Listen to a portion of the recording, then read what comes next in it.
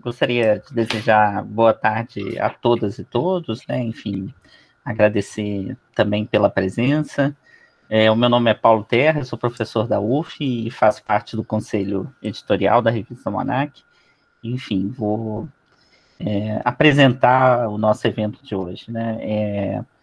Que a gente vai ter na tarde de hoje é o Fórum Debate, né? Que é uma iniciativa da revista Almanac que pretende promover debates com mais densidade sobre um livro lançado recentemente, e para o evento de hoje a gente tem o prazer de ter a professora Keila Grimber, né, que teve seu livro A Black Jurist in a Slave Society, Antônio Pereira Rebouças and the Trials of Brazilian Citizenship, publicado no ano passado nos Estados Unidos, né? O livro é uma versão da obra O Fiador dos Brasileiros, Cidadania, Escravidão e Direito Civil no tempo de Antônio Pereira Rebouças, que foi publicado em 2002 no Brasil, né? A convidada para debater o livro é a professora Mariana Dantas. Enfim, eu vou apresentar as duas muito brevemente, porque o objetivo é ouvi-las, né? Enfim, então, que a gente possa ter esse debate, né? A Keila é doutora pela Universidade Federal Fluminense, professora titular do Departamento de História da Universidade Federal do Estado do Rio de Janeiro, né? Na mesma instituição, ela faz parte do programa de pós-graduação em História e também do programa de pós-graduação em Ensino de História, o Prof. História. Tem uma vasta produção relacionada ao estudo da história do Brasil Império, escravidão no Brasil no mundo atlântico, ensino de história pública e humanidades digitais. A Mariana Dantas é doutora pela Universidade Johns Hopkins, é professora do Departamento de História da Universidade de Ohio e participa do programa de pós-graduação em História da mesma instituição. Também tem uma ampla produção sobre a história da escravidão e povos africanos da diáspora no mundo atlântico. Só antes de iniciar, enfim, só uma pequena orientação para aqueles que desejarem fazer alguma questão, enfim, podem se manifestar pelo chat. Quem quiser pode, a gente tem esse espaço, pode abrir o microfone e o vídeo, ou se desejar, pode escrever a pergunta e a gente vai organizar no final. Então, agradeço muitíssimo tanto a Mariana quanto a Keila pelo aceite, enfim, e a palavra está com vocês. Bom, primeiro eu queria agradecer muito também o convite e essa oportunidade. Eu já conheci o trabalho da Keila, que eu tinha lido em português, agora eu tive essa oportunidade de revisitar esse trabalho e ler em inglês, e fico super feliz que esse livro está disponível para eu usar na sala de aula, usar nos seminários, e fico muito agradecida dessa oportunidade para a gente ter essa conversa. Você quer falar alguma coisa, Keila, antes de eu fazer a primeira pergunta? Só quero também agradecer ao Paulo, à Andréia, pelo convite. Eu considero o Almanac um pouco a minha casa, né? É a minha revista do coração. Eu fui tanto tempo do conselho. E também queria agradecer a Mariana, né, essa época do ano e no meio dessa pandemia, e a gente de lados, né, opostos do Atlântico, de ter topado essa tarefa, e também todos os amigos, colegas que estão aqui com a gente hoje. Estou curiosa pelo debate e animada também. Bom, então eu vou começar uma pergunta assim, bem geral.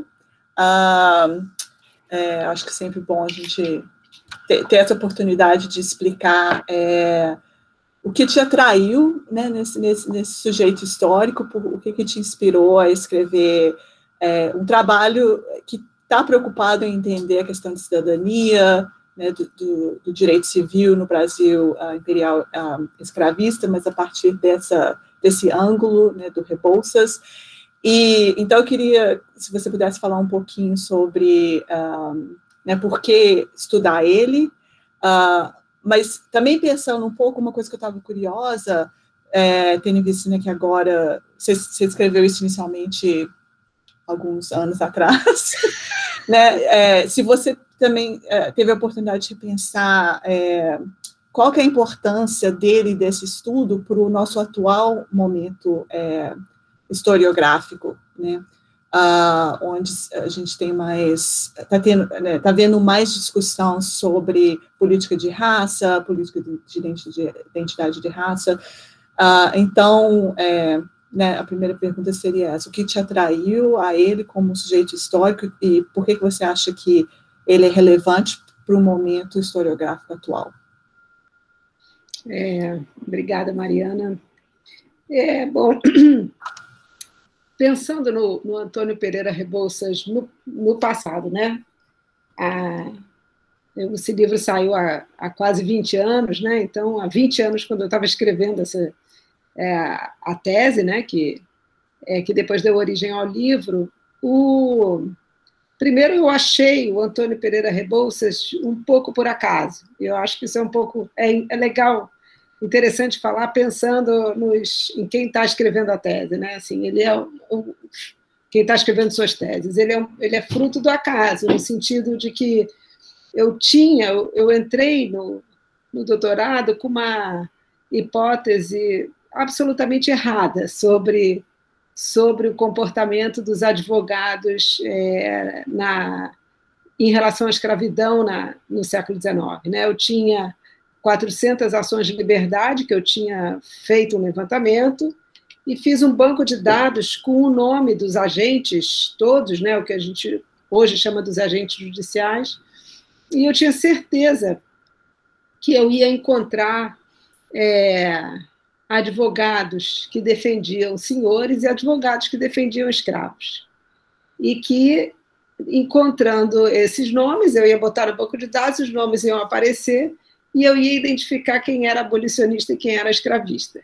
Assim, tudo bastante simples, né? E aí a minha primeira surpresa foi que eu não encontrei isso, né? Evidentemente, eles eram advogados, ou seja, depois a gente pode até conversar por quê, mas defendem senhores e escravos, independentemente daquilo que acreditam ser o mais justo na época, e não tinha, a princípio, fora um nome, que era o nome do Caetano Alberto Soares, nada que indicasse nenhuma conexão política mais direta, né, entre a opinião política e a ação jurídica. E nesse levantamento de nomes, um dos nomes que mais apareceu foi o Antônio Pereira Rebouças, que para mim não era ninguém mais a não ser o pai do André Rebouças. Então, eu acho que o primeiro elemento que me chamou a atenção no Antônio Pereira Rebouças era ter sido pai do André. E aí, eu acho que a gente também é outro elemento importante para quem está nesse processo, né? Se não fosse, na época, a minha orientadora, a Hebe Matos, né, minha amiga, hoje, ter me chamado a atenção e ter falado, olha, isso é um elemento relevante, eu provavelmente não teria tido feito essa questão que era tentar entender o que o pai de um dos maiores abolicionistas do Brasil, de um abolicionista que aprofunda a ideia de abolição, e principalmente o abolicionista negro, fazia naquela lista de advogados que eram advogados proeminentes, né, pelo menos na primeira metade, primeiro até 1860, mais ou menos, 1860 e poucos. E aí, o que me surpreendeu, quando eu comecei a ler, né, e vi que tinha uma coleção Antônio Pereira Rebouças na Biblioteca Nacional. Essa coleção, ela tem cartas, tem há 2 versões da autobiografia manuscrita dele, que nunca foi publicada, mas é extremamente interessante, 2 livros de memórias, um dos discursos parlamentares, outro dos discursos políticos. Eu fui entendendo, e eu acho que é o que também, já respondendo a pergunta que traz a atualidade do Rebouças, é que ele era uma figura muito surpreendente, porque ser pai do André Rebouças fazia com que a gente partisse do princípio de que ele também seria um abolicionista. E ele nunca foi um abolicionista. Não só não foi abolicionista, como ele era um defensor ferrenho da propriedade, e da ideia de que as pessoas escravizadas deveriam conseguir a liberdade pelo mérito. Então, ele tinha muito forte nele, tanto nos documentos públicos quanto privados, essa questão que está escrita na Constituição de 24, né, dos talentos e das virtudes, do mérito, e também o apego à propriedade, que não significa que ele fosse a favor do tráfico. Então, ele era um ferrenho adversário da ideia da continuidade do tráfico na década de 30, sem que, no entanto, ele fizesse essa passagem de ser contra a escravidão. Eu acho que essa figura era uma figura original há 20 anos atrás, né? E foi por isso que ele foi ganhando espaço no meu trabalho, até ocupar praticamente o espaço todo, né? E hoje eu acho que tem dois elementos aí que ele continua surpreendendo pelos mesmos motivos, esse mesmo motivo que é uma pessoa que recusa uma determinada etiqueta política, mas, ao mesmo tempo, é um defensor de definições desracializadas da cidadania e da própria escravidão.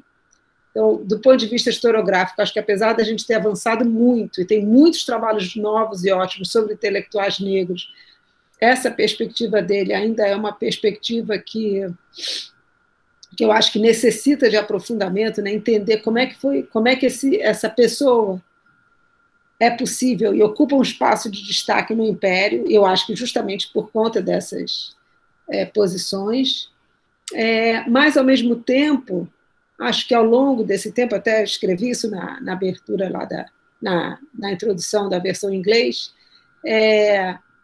acho que ganharam força nesses últimos anos, tanto os estudos sobre intelectuais negros, de uma maneira geral, nas Américas, e o Rebouças, sem dúvida nenhuma, eu não botei na edição em inglês, mas na edição em português, a gente vê a biblioteca dele, né, os 2.000 livros que ele tinha, que ele lia um pouco de tudo, não eram só obras jurídicas, e é muito impressionante isso, mas também as possibilidades e os limites da atuação dele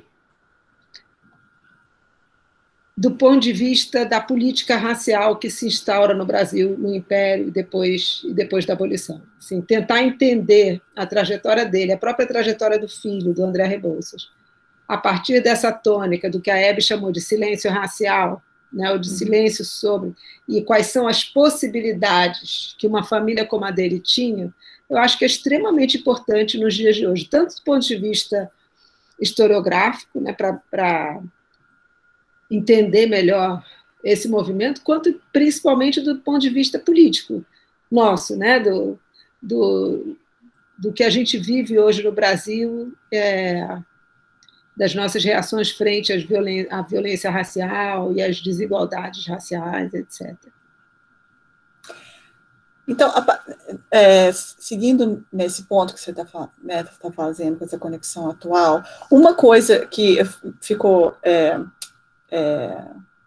recorrendo, assim, para mim, enquanto eu estava lendo a história dele, se, sabe, do jeito que a gente fala hoje, que existe privilégio de branco, né, e a gente tem que pensar da onde que vem esse privilégio, quais as implicações políticas desse privilégio de branco, né, white privilege, se nessa época tinha mulato privilege, se tinha uma coisa assim como, né, privilégio de mulato, e isso, eu fiquei pensando nisso porque você enfatiza, né, como ele enfatiza a questão de mérito.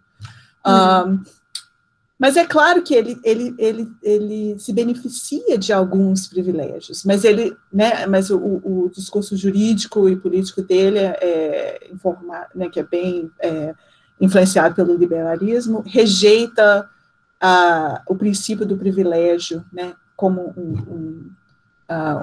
um princípio de orientação da hierarquia social ou do poder político, mas ele se beneficia de certos privilégios, né?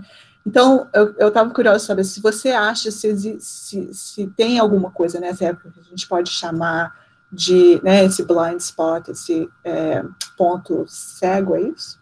Assim, né, que é um privilégio de raça, mas não a raça branca, a raça mista. E se isso seria uma ideia útil para pensar como que ele pensa a questão de mérito e a questão do privilégio de classe, o privilégio de sangue.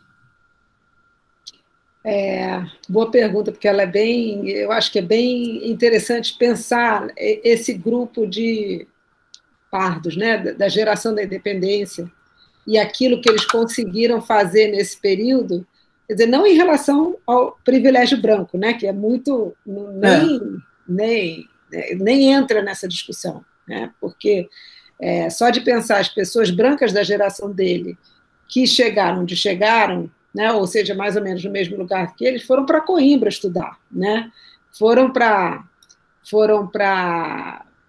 pelo menos Portugal, voltaram e ocuparam posições que ele, o tempo todo, ele tinha que provar que ele era quem ele era, sem, na verdade, nunca ter estudado, né? Mas eu acho que o que eu estou entendendo dessa pergunta, que acho que é super interessante, é pensar pensar as posições que ele ocupou em diferença à população negra que poderia ter ocupado os mesmos lugares e não ocupou, né? Eu acho que ele nunca se colocou nesse sentido, porque ele tem um discurso muito ressentido, né? E ele está sempre se colocando não em relação ao que ele conseguiu, mas em relação ao que ele não conseguiu, né? Então ele tem uma mágoa de não ter sido ministro da Justiça, por exemplo, embora quem foi ministro da Justiça quando ele queria ser também era, né, um pardo como ele, que era o Montezuma.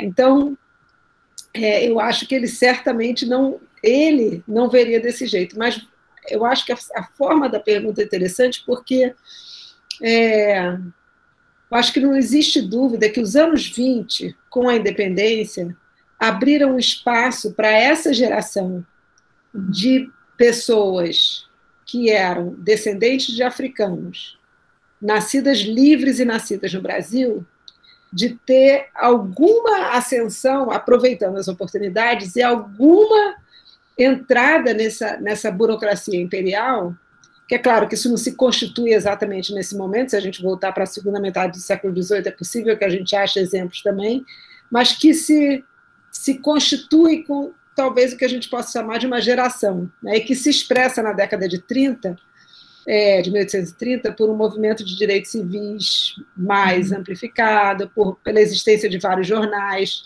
alguns dos quais ele participa, outros não, né? Eu acho que a gente pode, mais ou menos confortavelmente, dizer que se ele tivesse a pele mais escura, isso teria sido mais difícil para ele, bem mais difícil. O que não impediu, no entanto, de receber muitos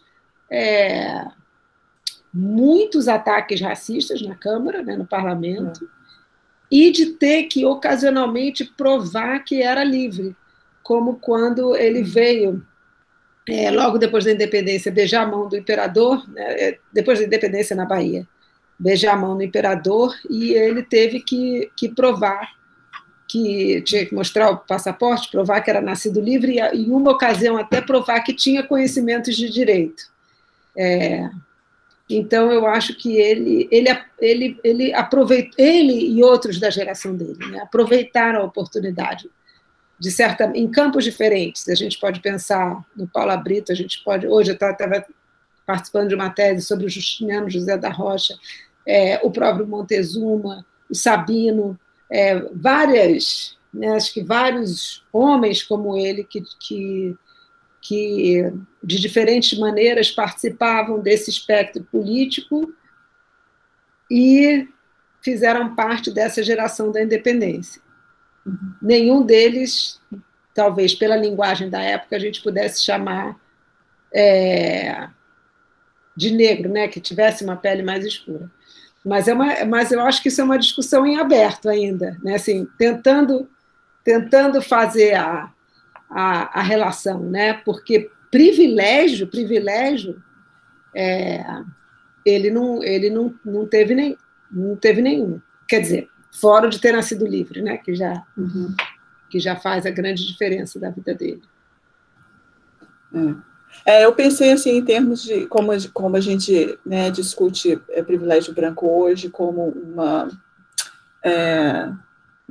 realidade que impede que as pessoas enxerguem os desafios políticos e legais de outros grupos. Né? Então, eu estava imaginando, será que nessa classe dele tem está acontecendo alguma coisa assim também, a impossibilidade de enxergar que não é só uma questão de mérito, né? O que impede pessoas nascidas escravas ou negras, né, de alcançarem mesmo o que ele alcançou, né?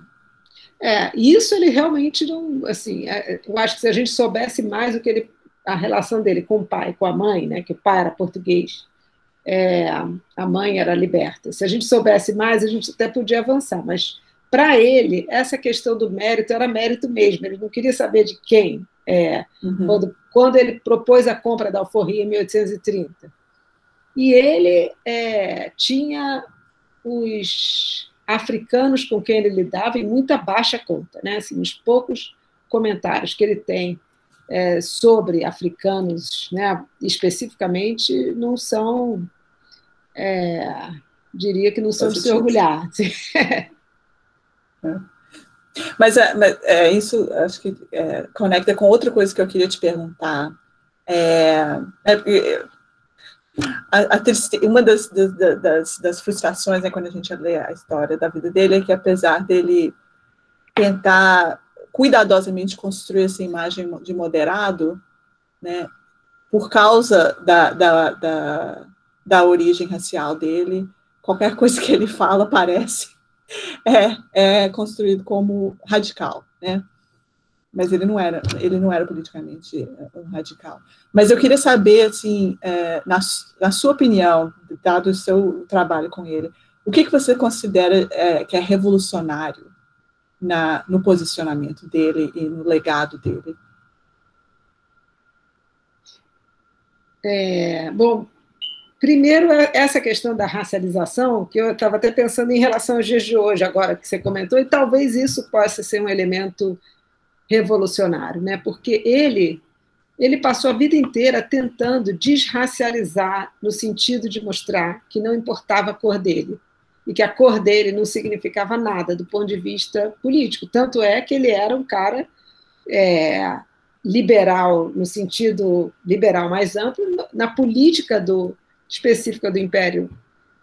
Apesar de ter sido contra o tráfico na década de 30, ele era contra todas as revoltas regenciais, e especialmente a Sabinada. Ele teve uma atuação muito direta na repressão, né? E o pouco que a gente sabe sobre a atuação dele nos malês é a mesma coisa. Então, ele foi constantemente racializado. Não importa, e é justamente aí que vem a conexão entre a racialização e essa ideia radical, que é uma associação que depois, no pós-abolição, a gente pode pensar em outras associações entre cor e criminalidade, entre cor e pobreza. Né? Essas associações diretas, por um lado, foram a miséria dele, né? No sentido de que ele fez de tudo, mas ele não conseguiu se livrar disso. Até mesmo o apego dele à propriedade era um apego no sentido de desracializar as discussões que ele estava fazendo. Né? E você vê isso nas ações de liberdade onde ele atua, você vê isso nos discursos parlamentares e na própria maneira como ele escreve a autobiografia dele, porque todas as referências à racialização elas vêm com muita mágoa mesmo, e talvez, aí chutando um pouco, o André, o Rebouças, que vai se racializando aos poucos ao longo da vida, mas principalmente no exílio na África. Né? Então, se a gente for pensar Eu acho que eu acho que tem duas coisas. Tem um legado, que é essa insistência de que a cor não deveria importar, que isso não importa, né, para nada, no sentido de que não importa politicamente, de que isso não significa uma adesão a nenhuma ideia, né, isso não diz nada sobre quem ele é. E a aplicação da lei, né, a ideia de que a aplicação da lei não deve estar conectada com isso, né? Eu acho que isso, talvez, né, como legado, que é interessante, né, porque a figura dele não sobreviveu na memória, né, do Império, né, na memória que sobrevive aos dias de hoje, mas, por outro lado, assim, para a gente, né, do ponto de vista da análise historiográfica, eu acho que, da análise histórica, ele é propriamente a expressão dessa tensão, eu acho, entre a independência, a criação de um Estado que se pretendia moderno, de um Estado que se pretendia liberal, e a manutenção da escravidão. Ele vive essas tensões todas, né, na carreira dele como parlamentar, na carreira política dele, né, e na carreira jurídica também. Então, aquilo que permitiu que ele ascendesse, né, que foi isso que você falou, par dele, foi também o que deu um limite para a vida dele. Então, ele expressa essa tensão e ele tentou deixar esse legado. E eu acho que o fato dos documentos estarem na Biblioteca Nacional, os documentos dele mostram que tem um projeto familiar, né, de tentar construir essa memória dele. Porque quem doou essa documentação foi o André Rebouças, né? Então, eu acho que eu não tenho dúvidas, assim, e se você lê aqueles livros, né, de heróis da independência e tal, ele figura nesses livros. Ele está lá naquele quadro famoso da independência da Bahia, né? Ele tinha muita mágoa de não ser lembrado como um herói da independência, né? Então, eu acho que é isso. O legado é tentar se desracializar, tendo sido racializado, diminuído por conta disso a vida inteira, mas, ao mesmo tempo, a vida dele expressa essa tensão de uma maneira, acho que foi bem dramática. Assim. Eu vou fazer só mais uma perguntinha, uma coisa que me ocorreu também lendo o livro de novo, e depois eu vou ver se o pessoal tem abrir, né, a discussão para os outros participantes. Mas eu fiquei curiosa se você, porque eu sei que você também está, desde que você escreveu o livro, né, pesquisou mais história dos Estados Unidos e certas conexões atlânticas e hemisféricas.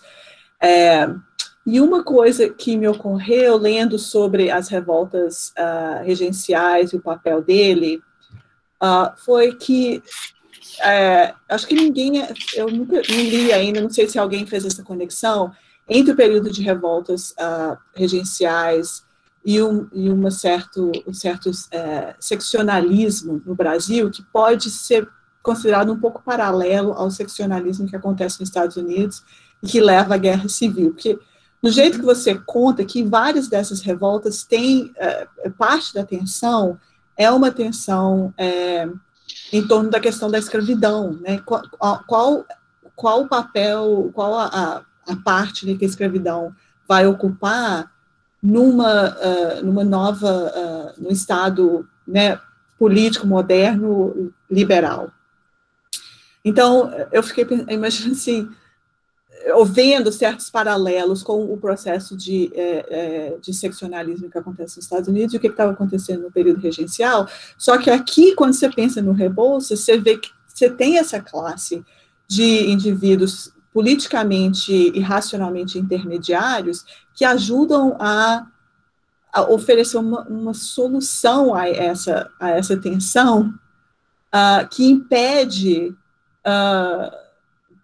né, um conflito maior ou algo semelhante à Guerra Civil. E eu fiquei imaginando assim, se houvesse tido essa possibilidade nos Estados Unidos de uma classe semelhante, né, se talvez também a questão da escravidão não teria levado a uma guerra civil. Mas então, sim, isso foi uma coisa que me ocorreu, mas eu fiquei curiosa de saber se você... porque em várias partes do livro você faz uma conexão, né, com o que está acontecendo também nos Estados Unidos, em outras partes das Américas. Se você vê essa presença dessa população, né, tanto racialmente quanto politicamente intermediária, como... né, porque muita gente fala assim, né, da presença de uma população mulata, parda, negra, livre, como uma válvula de escape da pressão causada pela escravidão. Mas aqui você está mostrando também uma válvula de escape para a questão legal que a escravidão cria, né, dentro dessa tensão em torno da discussão né, o que vai ser cidadania, o que vai ser direito civil nessa nação moderna. Então, eu fiquei curiosa assim, de saber se você alguma vez já fez essa conexão, né, desse período das revoltas da regência com o aumento de tensões e conflitos nos Estados Unidos na década de 40 também, né, e de 50. Uhum. Nossa, também ótimo. Mas, bom, a gente pode voltar a essa questão, porque essa é meio esotérica. Não, mas eu posso dizer, posso dizer o que eu acho aqui. Ok. De qualquer coisa, depois o povo tira. Não, primeiro, eu acho que tem uma coisa que nem tinha me tocado pensando nessa edição do livro, mas realmente, assim, desde a época da tese, eu escrevi parte dessa tese nos Estados Unidos, né, quando eu tinha a Bolsa Sanduíche. Aí, né, na Universidade de Maryland, foi fundamental para mim. Eu acho que até hoje eu estou me beneficiando dos 6 meses que eu passei do que eu aprendi, né, nesse período lá, né, principalmente com o Ira Berlin, com a Leslie Rowland, e com acesso a uma bibliografia que era totalmente desconhecida para mim. E realmente existe uma tentativa de pensar o que é específico do Brasil nesse caso, né? Quando eu cheguei lá nos Estados Unidos para fazer a Bolsa Sanduíche, eu tinha certeza que só existia ação de liberdade no Brasil, tinha certeza. Assim, era uma outra... Eu tinha várias certezas erradas, né? Por isso que agora eu não tenho mais certeza de nada. E aí descobri que não era verdade, né? E foi a partir daí que fui tentando entender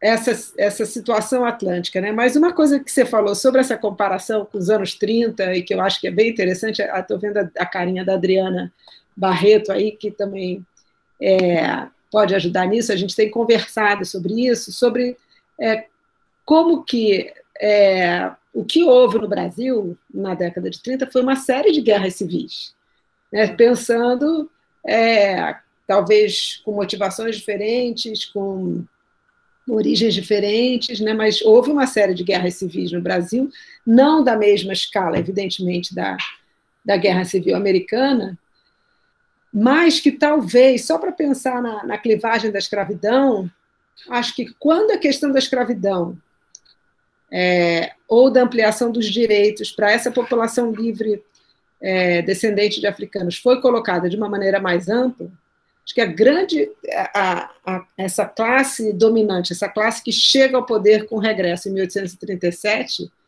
ela se une no centro e nas províncias para reprimir, para acabar com essa revolta, né? Então, a união para manter a escravidão, né? Isso que acho que tanta gente está estudando, a Beatriz, que está aí também, né? O Sidney Chalub lançou o livro chamado A Força da Escravidão. Eu acho que na repressão a essas revoltas, a força da escravidão se mostrou com força total. Claro que a gente pode virar o jogo e se perguntar por que isso não aconteceu nos Estados Unidos, né? Na década de 60, quando acho que não tinha mais condições, não era o caso, mas eu acho que no caso brasileiro, essa repressão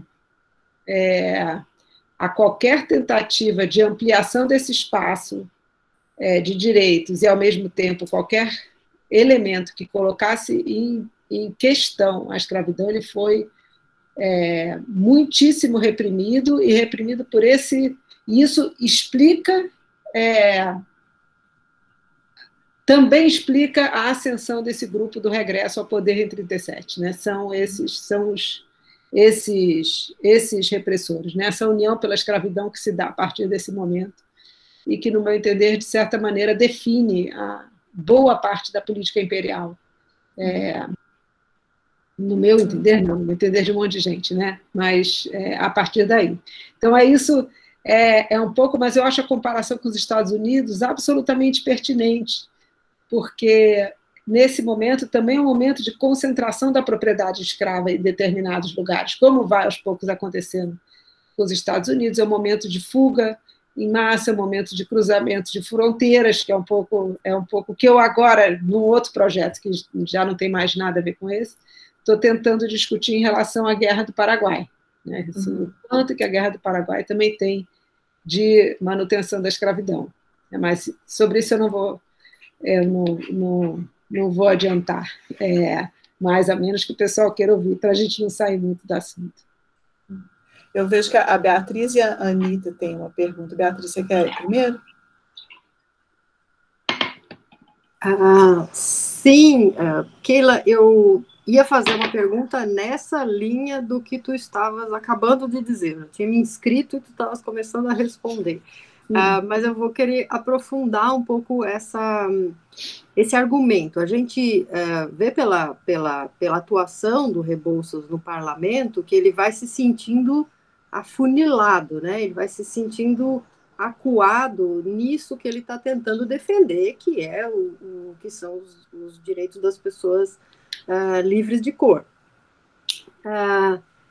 E eu acho que a gente pode, então, justamente juntar esses pontos, né, essas demandas por cidadania que tantos de nós têm estudado, isso que tu falaste das pequenas guerras civis, né, as revoltas como essas pequenas guerras civis, e a grande política de defesa, né, do tráfico e defesa da escravidão, como esse contexto, né, em que ele vai ficando sem espaço para defender essa cidadania. Então, no fundo, a minha pergunta é quanto, né, desse tema do material que tu trabalhasse no parlamento, quanto que tu percebes que ele se via e quanto que a população livre de cor ouvia como representante dos pardos, ou do que a gente pode chamar dessa... Porque também é um espectro mais ou menos grande, mas a gente entende que essas pessoas realmente estavam na rua e estavam demandando direitos e vem a porta fechada na cara, né? Posso responder direto? Posso, né? Pode, depois eu... Acho que sim. Bom, Beatriz, super obrigada. Eu acho que realmente ele vai se sentindo, eu acho que essa é uma boa, né? Ele vai se sentindo cada vez mais afunilado, acuado mesmo, e sem parceiros, né, de debate no parlamento. Eu acho que tem uma coisa interessante, eu acho que o momento da Sabinada é um divisor de águas para ele, né? Porque estou pensando aqui em alguns exemplos em que a gente possa... Não é que ele nunca se colocou como um representante dos homens de cor. É a última coisa que ele queria, né? Ser representante dos homens de cor. Mas, se a gente lembrar, em 24, ele já tinha sido acusado de dar vivas ao Dessalines, né? De ser de fazer uma revolta de pardos no Sergipe, saiu de lá, sofreu uma devassa que eu, aliás, nunca achei, e ali, nesse momento da década de 20, no final, até a primeira eleição dele, em 31, ele tinha, agora um pouco no nível da conjectura, ele tinha algum trânsito entre esses homens de cor como ele, Quando é que ele vai deixando de ter? Quando pessoas como Sabino, que também era, né, um mulato, que era também um intelectual, né, um médico da Faculdade de Medicina, uma figura importante em Salvador, justamente acusam ele de querer ser branco, né? E aí é interessante a discussão, porque ele quer desracializar o debate, e os dois lados racializam. O Sabino, que diz: quem você acha que é? Você é um de nós, você está do lado errado, né? Você está do lado dos poderosos. E, ao mesmo tempo, os conservadores, de um modo geral, dizem: bom, mas ele é um cara em quem a gente não pode confiar. Então, por que é mulato? Então, ele vai se isolando. Esse discurso faz com que ele se isole cada vez mais. Ele é eleito pela última vez em 46, não é mais pela Bahia. Agora até esqueci por onde que ele se candidata. Também não sei se é Alagoas que você falou. Alagoas, por algum lugar que não é obrigada, Marina. A residência dele não se elege mais pela Bahia, e ele vai ficando realmente muito isolado. E acho que é por isso que depois ele de fato, ele não tem espaço político nenhum no final da década de 40. Né? Ele está ausente da discussão sobre o fim do tráfico, quer dizer, a discussão de 50, né? Ele se retira, e eu acho que ele se retira magoado mesmo, né? Justamente porque a discussão que ele quer fazer, que é uma discussão do ponto de vista da propriedade desracializada, ela não tem mais espaço. Eu acho que, se a gente pensar nisso como ele como um ícone de um elemento mais amplo, a gente entende a discussão sobre especificamente direitos civis da chamada população de cor, ela acaba aí. E isso é trágico, né?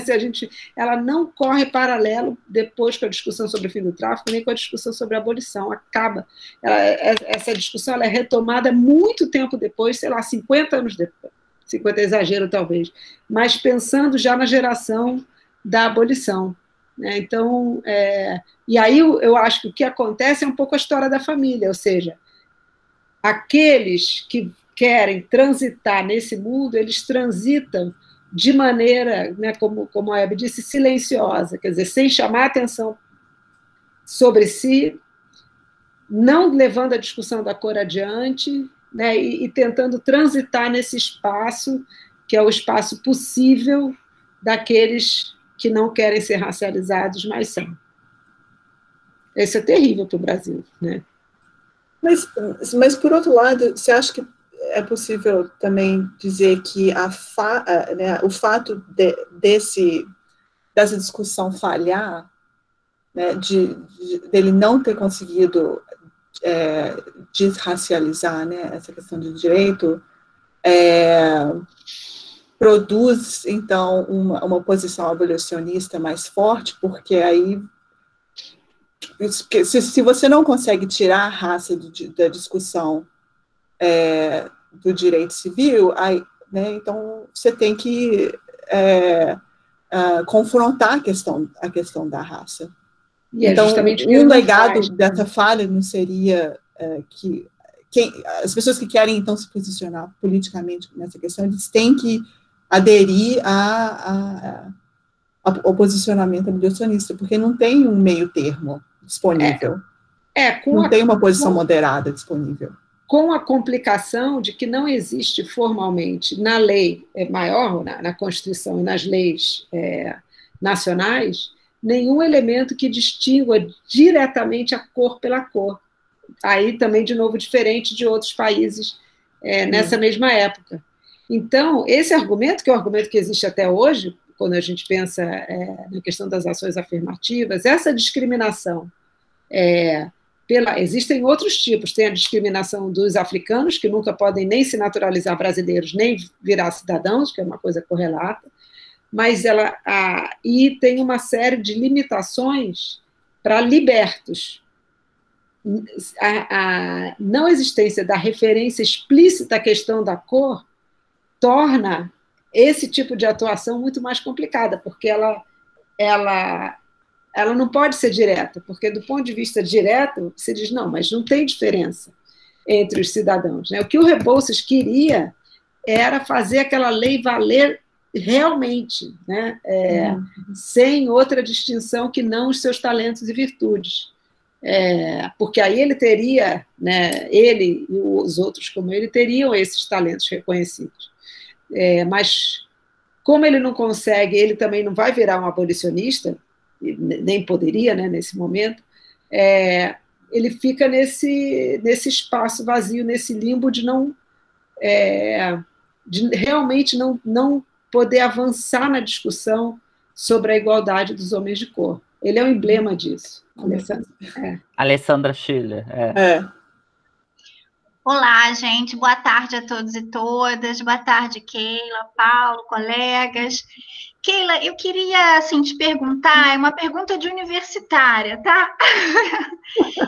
Que é muito, assim, em relação às pesquisas que eu venho fazendo, que é de um período bem posterior, né, a partir de 1850, mas a gente encontra professores e professoras negras, né, livres, e não dá para saber se algumas tiveram ascendência de escravizado ou não, se são libertos ou não. Eu queria que você pudesse falar um pouquinho mais dessas restrições aos libertos na esfera pública.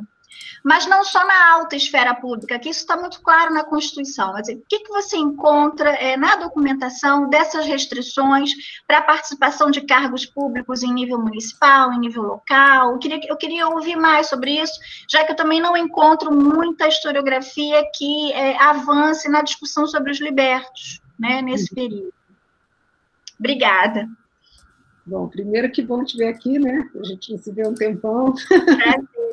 Estou acompanhando as suas pesquisas, que são fundamentais, né, sobre educação, os professores no final do Império também. Na verdade, eu não tenho a resposta para a sua pergunta, porque as restrições que eu vi são restrições do ponto de vista dessa grande política e daqueles embates que o próprio Rebouças travou na Câmara, né? Então, eu acho que um dos principais é a questão da Guarda Nacional, que tem restrições fortes aos libertos, né? Claro, sem contar os direitos políticos, mas eu acho que isso aí a gente nem precisa entrar. Eu chutaria, né, assim, que os professores que você trata, pouquíssimos devem ser eles próprios libertos, né? E provavelmente eles são filhos, descendentes de libertos que conseguiram, que aí é um pouco a trajetória do André, mas também de outros filhos de libertos que conseguiram, principalmente nas cidades, né, ascender um pouco. Eu acho difícil que esses tenham sido eles próprios, né, libertos. Mas o que eu ia te dizer é que eu nunca encontrei, do ponto de vista em outras pesquisas, em outras referências, não sei se outras pessoas aqui têm, esse tipo de restrição no nível municipal. Nunca encontrei. E seria interessante mesmo comparar, né? Mas eu acho que, no caso deles, eles não eram, né, libertos, e eu acho que essas restrições dificilmente existiam. Só vou falar uma coisinha, né, que agora a historiografia da educação encontra alguns ex-escravizados que viram professores, né, mas isso é mais na década de 70 e 80, já no final do período, né, quer dizer, antes não tem essa questão. Então, tá bom, obrigada, Keila, super obrigada. Será que me escutam agora? Sim. Sim. Então, vou colocar o vídeo, então. Desculpa, gente, era a minha configuração que estava errada. Bom, primeiro eu queria agradecer, professora Keila, pela sua aula, dizer que tem sido muito importante para mim esse mergulho na história, digamos assim, porque eu sou socióloga e estudo sobre André Rebouças, já há um tempo. Agora estou no 3º ano do meu doutorado e a minha tese também sobre ele. E tem sido muito importante aprender com essas historiadoras todas, né? Eu queria fazer uma pergunta. Eu sou de Recife, como deve estar óbvio.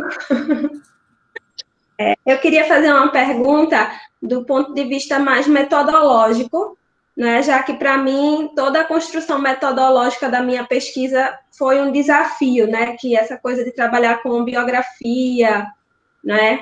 Esses problemas da ilusão biográfica, digamos assim. E agora a senhora falou que o próprio André foi quem doou o material, né? A autobiografia do Antônio, quer dizer, ele tinha essa intenção, né, de criar essa memória da família, e eu percebo muito isso nos diários dele, que ao mesmo tempo que eu estou lendo algo muito pessoal, me parece também muito manipulado com a intenção de ser lido, sabe? Ele menciona isso algumas vezes, né? E rasuras, né? Dá para ver que ele volta a ler e rasura algumas coisas, enfim. Então, eu queria saber, do ponto de vista metodológico, né?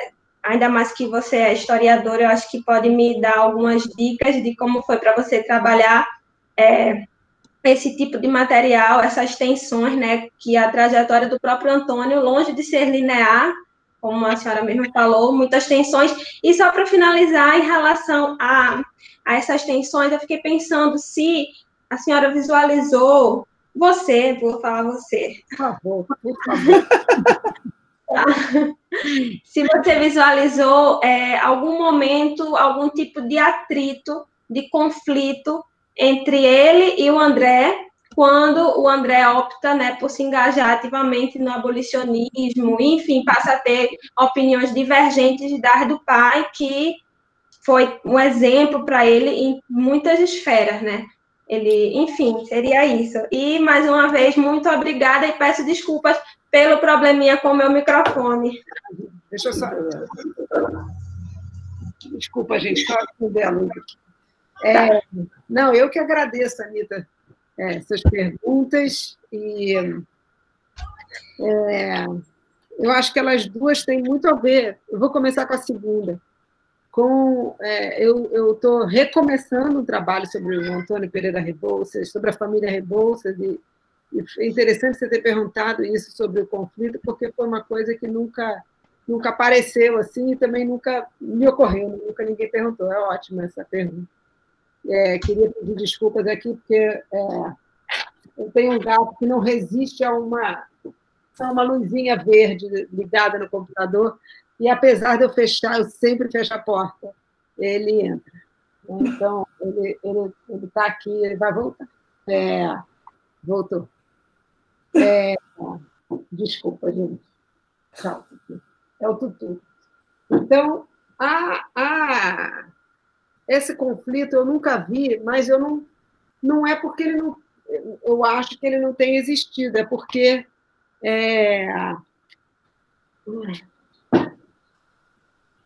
É porque a gente não sabe o que o Rebouças pai pensa nessa época em que, mais abertamente, o André se torna abolicionista, né? Primeiro que o Antônio ele morre em 1880, né? Aliás, ele tem uma vida bastante longa, né? Ele morre com 82 anos e ele fica cego, mais ou menos, em 1871, que são algumas referências que a gente tem. Então, são poucas as fontes dele desse período em que o André começa a atuar mais. Como, por exemplo, quando ele constrói as docas, né? Quando ele faz o projeto das docas aqui no Rio, em que ele diz que não quer mão de obra escrava nas docas e tal, a gente não dá para saber. Eu imagino, agora também, né, conjecturando, que a essa altura o Antônio já tenha mudado algumas das suas posições, que passa muito tempo, né, entre a década de 30 e o final da década de 60, início da década de 70, mas eu tenho certeza que ele não seria o defensor da abolição imediata, né, e talvez sem indenização também, né, mas isso é conjectura. Sobre a questão da biografia, do método e do fato dele ter doado as autobiografias, o que eu acho que é interessante é que o Antônio Pereira Rebouças, ele ditou essa biografia para o André, porque ele já tinha problemas na visão. Então, a letra que a gente lê é a letra do André. E são 2 versões. Então, ali tem muito trabalho disso que a gente, né, chama da escrita de si. Né? Depois que eu escrevi esse livro, eu trabalhei junto com a Hebe num texto específico sobre essas versões do diário, ela no Diário do Rebouças e eu na autobiografia do Antônio, pensando justamente que ali tem uma construção da memória, né? Tem uma tarefa bem específica de construção da memória, que, inclusive, eu acho que tem a ver com aquilo que ele fala e com aquilo que ele esconde sobre ele mesmo, né? Tanto o pai quanto o filho, que é uma coisa que eu espero poder explorar mais tarde. Agora, sobre a biografia em si, eu escrevi esse trabalho achando, e eu estou convencida, né, que eu não escrevi uma biografia. Não foi minha intenção e não acho que seja o que o livro é. Né? Assim, o que eu queria, na época, era fazer uma espécie de fio da vida dele como um fio condutor, e, através desse fio condutor, eu queria explorar, como se fosse um fio, assim, uma linha, e em volta da linha, né, uma outra com os contextos, explorando questões e contextos que tivessem a ver com a vida dele. Tanto é que tem muitas coisas da vida dele que eu nem consegui levantar muito na Bahia, por exemplo. Né? Essa versão em inglês, ela já tem mais... eu cortei muito, né? Eu cortei muito de uma para outra. Eu estava até olhando aqui os 2, tudo bem que um papel ele é mais grosso que o outro, mas assim, o livro perdeu muitas páginas, não sei se vocês conseguem ver daqui, mas perdeu bastante. Eu tentei focar mais na vida dele, né? E agora eu estou trabalhando numa possibilidade de pensar a biografia mesmo, né? Assim, pensando a vida dele, pensando a atuação dele na independência, até em função do bicentenário da independência, né? Qual é o papel de uma pessoa como ele. Mas eu acho que tem várias maneiras da gente trabalhar a biografia. Né? Assim, nesse caso, é um estudo de uma trajetória como fio condutor da narrativa, e não exatamente uma biografia. Né? Espero que eu tenha te respondido. A Adriana queria fazer uma pergunta e depois a Yara. Boa tarde a todas, a todos. É um prazer estar aqui, Keila, te ouvir mais uma vez, Mariana. Keila, você mesmo mencionou agora, a gente tem pensado algumas coisas juntas, e sempre que eu te ouço, é como se eu conseguisse colocar uma pecinha a mais nas coisas que eu estou pensando. E são algumas formulações simples, né? Então, agora, eu só consegui chegar também atrasada, né? Saí do outro compromisso um pouco atrasada. Mas do que eu assisti, teve um momento que você falou que o regresso seria uma espécie de uma união pela escravidão, né? E aí depois você fala assim, a partir daí, os direitos da população, das populações de cor, eles são soterrados, né? É um ponto final numa luta, numa sequência, vamos dizer assim. E aí eu fiquei pensando, e agora fiquei mais animada quando você disse que vai retomar a biografia dele por conta do bicentenário da independência. Porque o que eu fiquei pensando enquanto você falava, o meu projeto dos últimos anos de pesquisa é sobre as milícias dos homens pardos no Rio de Janeiro no final do 18. E mexendo nessa documentação, eu encontro várias petições em que eles reclamam direito de acesso a postos superiores e tal, e a palavra que eles usam é muito marcante, apesar de eles usarem a petição, que é uma estratégia típica de antigo regime, mas especialmente da maneira como é feita, né, os serviços, elencar os serviços prestados à coroa, eles usam a todo tempo, é um direito nosso que a gente está reclamando. E as petições vêm recheadas de decretos reais, né, de uma documentação legislativa, para fundamentar, né, para reclamar esse direito, ou esses direitos. Aí, em função também do bicentenário, alguns convites apareceram, e eu acabei começando a mexer muito mais via bibliografia, por enquanto, por causa da situação dos arquivos, mas com momento de independência. E encontro em clássicos como José Honório Rodrigues, uma coisa que eu estava conversando com a Beatriz há um tempo atrás, em clássicos há, assim, várias referências à participação e ao engajamento desses homens de cor nas milícias para defender, em 1821-22, Dom Pedro I. Né? A permanência e a luta, né, depois em torno da fundamentação desse Estado no Rio de Janeiro. Bem, a partir daí, você começa a ler um monte de coisa, encontrei uma outra referência de que em 1808, Dom João teria dado mais espaço para esses homens. Mas são, nesses casos, 1808 e 22, muito mais, por enquanto, referência bibliográfica. Né? E aí, quando você fala isso, eu comecei a olhar, sabe assim, meio fazer um panorama, falar assim, uma luta que parece vir crescendo numa primeira aproximação. Do final do 18, 1808, 22, e aí você diz, o regresso põe um fim nisso. E aí, enquanto você falava, eu pensei, bem, é a trajetória do Rebouças, de vida, né? E aí eu queria te ouvir isso, como, se você viu, né, agora você disse que não fez uma biografia, então, mas como é que você poderia pensar isso, se você vê um pouco esse crescimento, porque é uma coisa muito impressionista da minha parte, no momento, né? Essa cadeia, vamos dizer assim, uma linha de mobilização crescente. Se você acha que isso faz sentido, se você vê isso na trajetória. Não, bom, obrigada, né, Adriana? A gente vem fazendo aí essas parcerias de discussão sobre esses temas. Engraçado que você falou, eu sempre achei uma sorte, pelo menos retórica, né, o fato do Rebouças ter nascido em 1798 e ter um pai alfaiate, né, que, apesar de não ter se envolvido na revolta, né, na conjuração dos alfaiates, me dava a chance de justamente começar essa narrativa pelo momento que eu acho que mais claramente, eu acho que a gente acha para trás, com certeza, mas se coloca muito claramente no Brasil essa questão da conexão entre os homens de cor e a linguagem dos direitos, né, em 1798.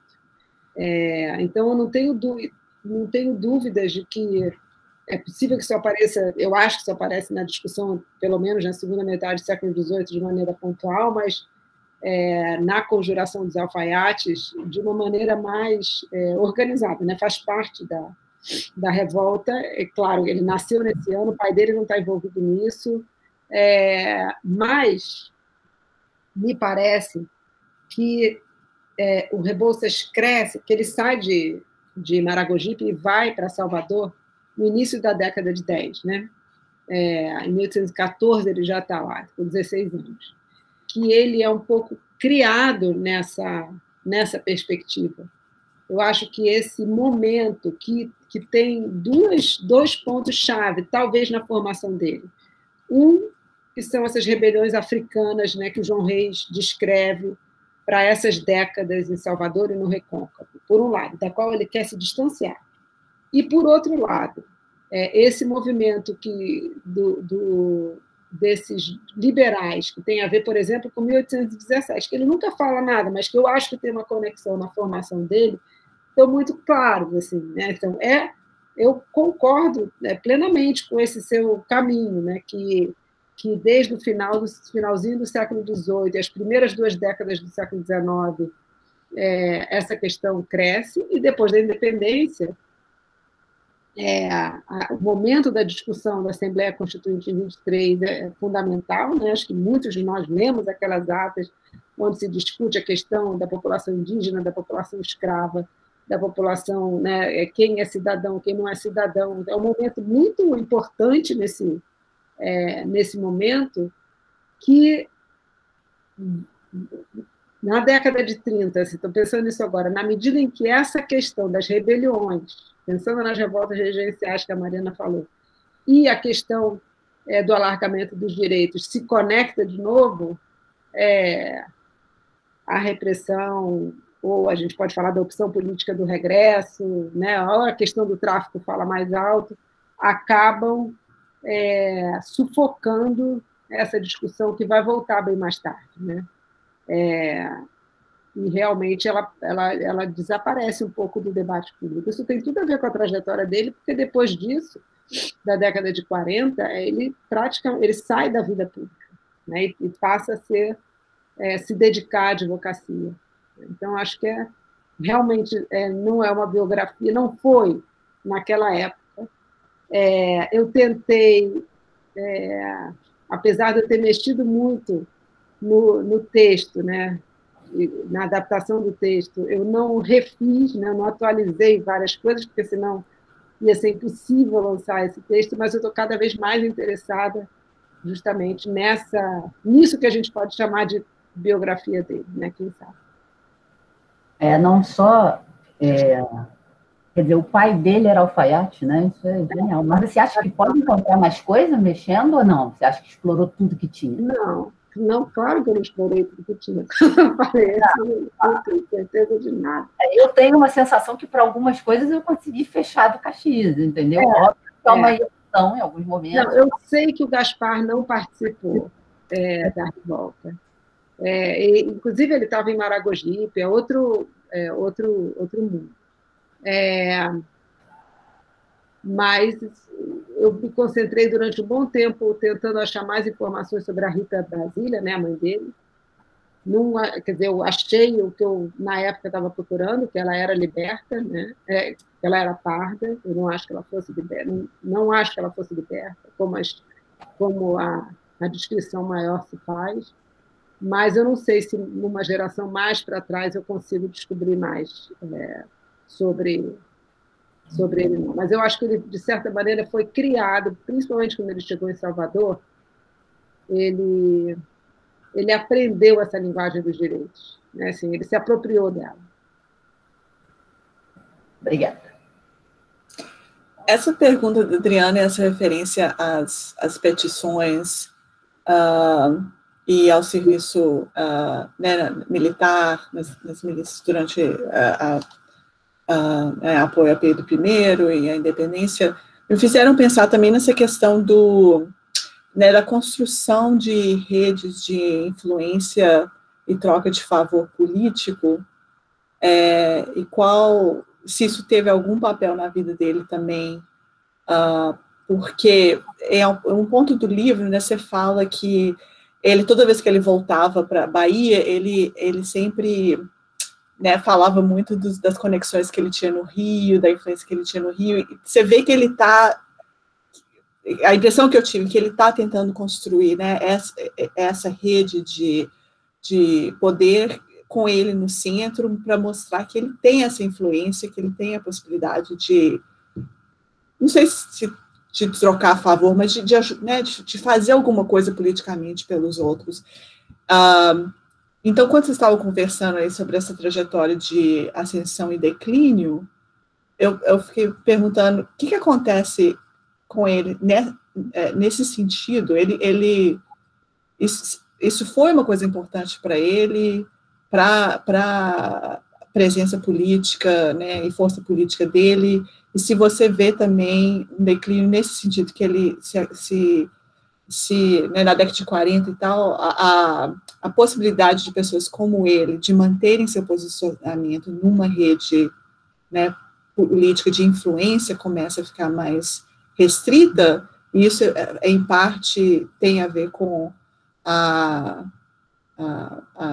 impossibilidade dele manter nesses cargos, dele se manter no centro da política daquele momento. Era essa questão que eu discuti um pouco, que ele já usava na década de 30, mas ele não deixou de usar depois, né? Era claramente, se torna, né, essa rede de favores, cliente, a gente chama de genericamente, né, clientelistas, faz parte da moeda de troca dele, né? Você lê nas cartas, ele quer fazer favor para todo mundo, né? E as pessoas devem favores para ele. Até o José Bonifácio, né, um caso que eu cito lá no livro, e realmente isso mostra, né, ele leva para a Bahia essa importância que ele tem, e ele conhece todo mundo. Assim, isso fica menos evidente na documentação, depois que ele se muda, porque depois da década de 40, 46, se eu não me engano, ele se muda definitivamente para o Rio, e até onde eu sei, ele não volta para a Bahia. Não volta a morar na Bahia. Que ele não volta a morar na Bahia, eu sei.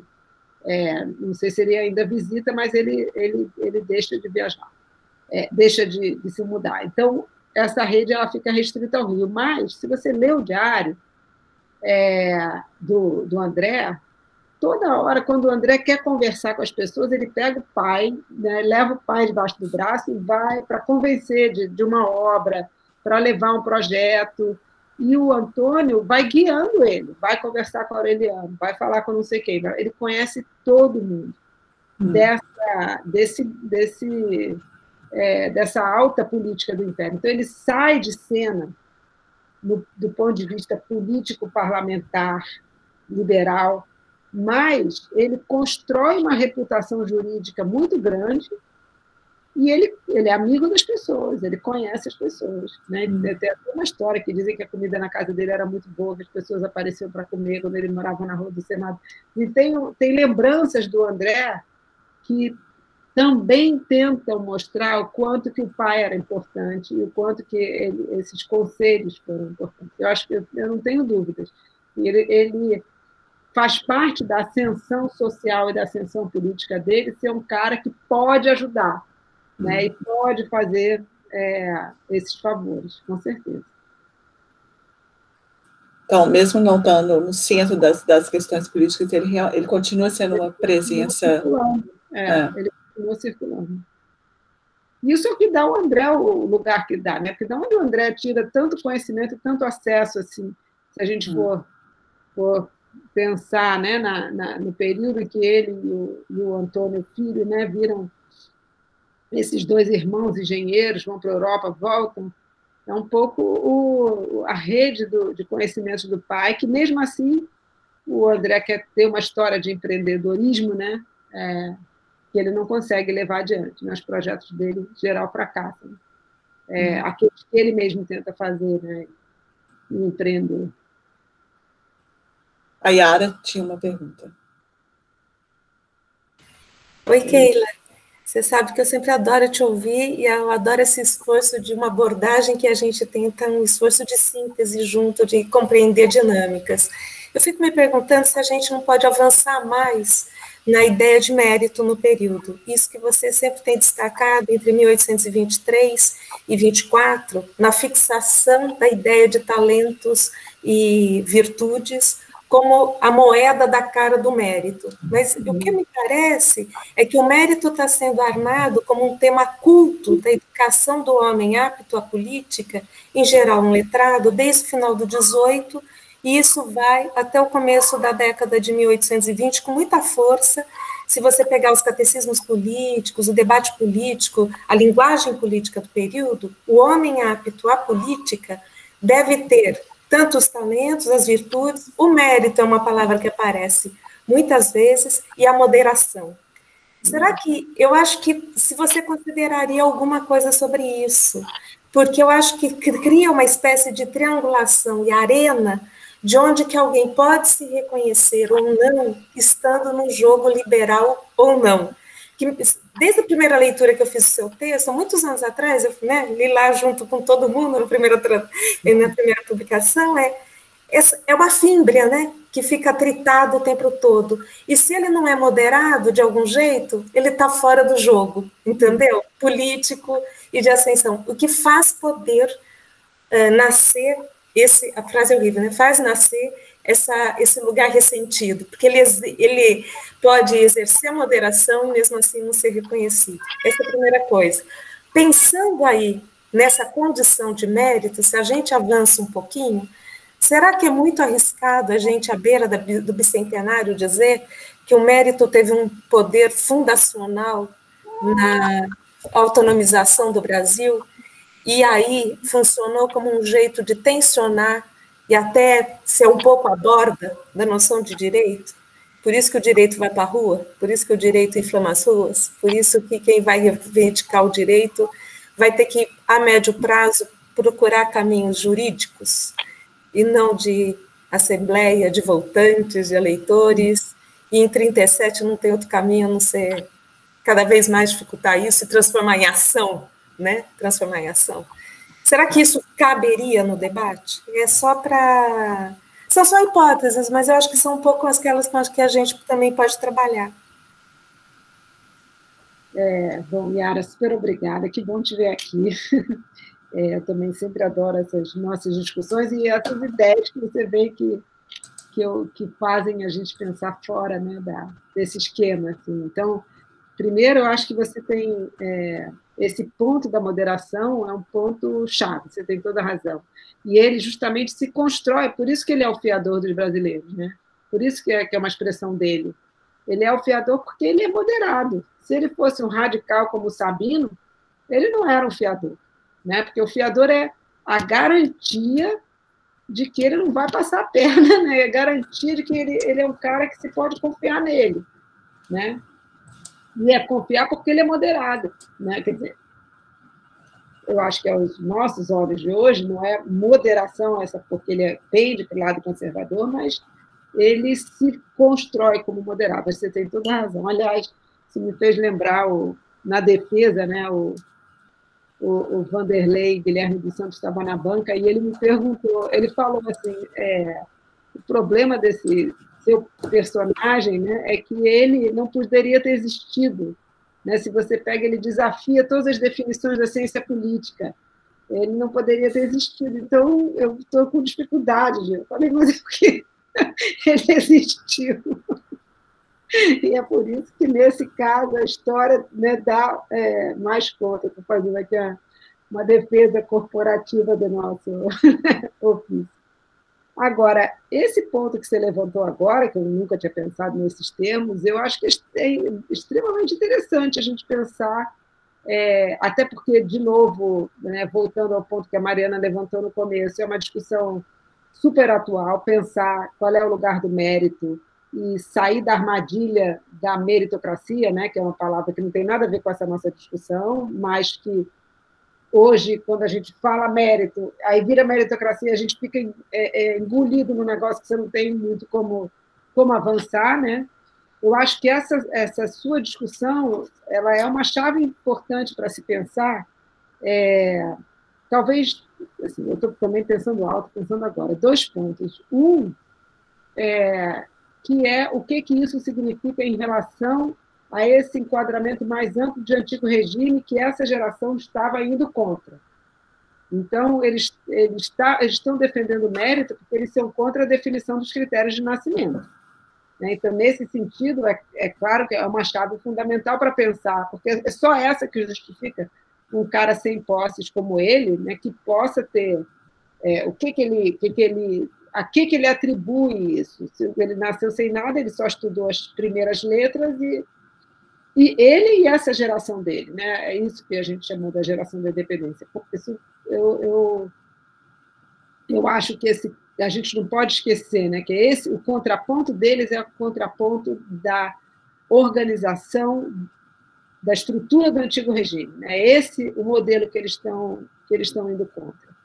E esse outro ponto que você levantou agora, que eu achei super interessante, é por que a definição jurídica, por que o campo jurídico vira uma arena de debate na medida em que a política se fecha, né, e que não se... aí eu acho que tem vários pontos para a gente explorar. Um deles é justamente as possibilidades, não a lei como ela estava sendo escrita, como ela foi escrita, porque eles estão usando muito de ordenações filipinas e algumas releituras, mas como que essa lei foi relida no século XIX de forma a permitir que uma leitura, mesmo das ações de liberdade ou outros processos, né, eu e a Beatriz vimos juntas vários processos criminais contra a escravização ilegal, né, pela chave do reconhecimento pessoal, pela chave de que a pessoa é uma exceção, né? Então, nesse sentido, embora a palavra mérito não apareça nesse contexto, eu acho que a gente pode, com certeza, alargar esse debate. É uma discussão muito boa. E ela não fica na década de 20 e 30, né? Ela continua, porque o que muda depois é a politização desse tipo de ação jurídica que vai acontecer a partir da década de 60. É isso que eu consegui pensar, mas obrigada pela provocação, por me instigar. Eu acho que a gente chegou ao fim das questões, né? Posso fazer só um comentário? Claro. Porque eu tinha te perguntado o que você achava que é revolucionário no pensamento e na atuação dele, e agora que vocês estavam fazendo essa discussão sobre mérito, me fez pensar, né, que, não sei se você concorda com isso, mas me parece que você pode ver na trajetória dele um resquício, né, de uma noção de mérito do antigo regime no início da carreira dele, com essa ênfase que ele põe no serviço à independência, né, que ele fez, né, que é um resquício, não sei, eu associo isso um pouco com, como a Adriana está falando, nas petições, né, que você vê no final do período colonial, onde muitas dessas reivindicações têm a ver com o serviço ao rei ou à monarquia que gera o direito, né? E aqui ele está pensando, me parece, né, que Rebouças está pensando no serviço que ele fez à nação, né, que gera esse direito, que gera o mérito que ele teria o direito a desfrutar, né? Mas em pouco tempo, né, chegando na década de 30, então, no espaço de 10, 15 anos, essa ênfase que ele começa a colocar no direito civil, né, você vê a evolução dele, que a noção de mérito não é mais aquele serviço inicial à monarquia constitucional, mas, né, um direito que existe independente do serviço ao rei, baseado, né, num código de lei. Então, que independe do serviço pessoal à monarquia, né, que é a monarquia constitucional. Mas agora que vocês estavam falando, eu vi mais claramente que realmente essa parece ser a trajetória dele e, de certa forma, é uma trajetória revolucionária, né, porque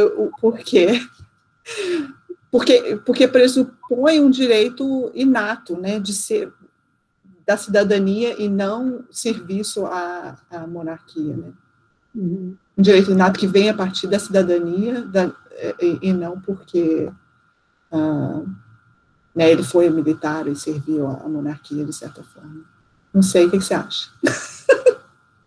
Acho que faz, na verdade, eu acho que faz todo sentido e nunca também, obrigada, é sempre por isso que eu adoro esses debates, assim, porque a gente acaba vendo isso né, o assunto do ponto de vista totalmente diferente, mas quando você lê, por exemplo, as anotações dele na consolidação das leis civis, né, quando ele está preocupado com essa regulação, que foi, aliás, o que me levou a pensar no Código Civil, ele está justamente preocupado com isso, com as relações privadas entre as pessoas, da maneira como elas se constituem. Não tem autoridade no sentido da década de 20, quando ele está lidando com a autoridade do imperador, né, pensando a lealdade ao imperador, e daí por diante. Você tem toda a razão. Super obrigada por ter chamado esse ponto atenção.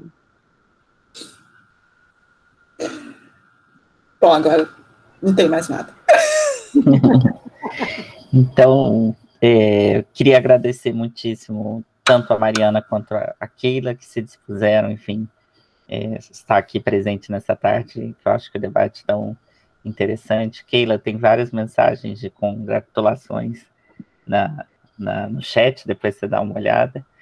E também agradecer a todos e todas que, enfim, participaram aqui dessa tarde. E o debate depois vai estar disponível tanto no Facebook quanto também no YouTube. Obrigado também pelas questões, todas as questões. Boa tarde, quer dizer, boa noite já a todas e todos. Um grande abraço.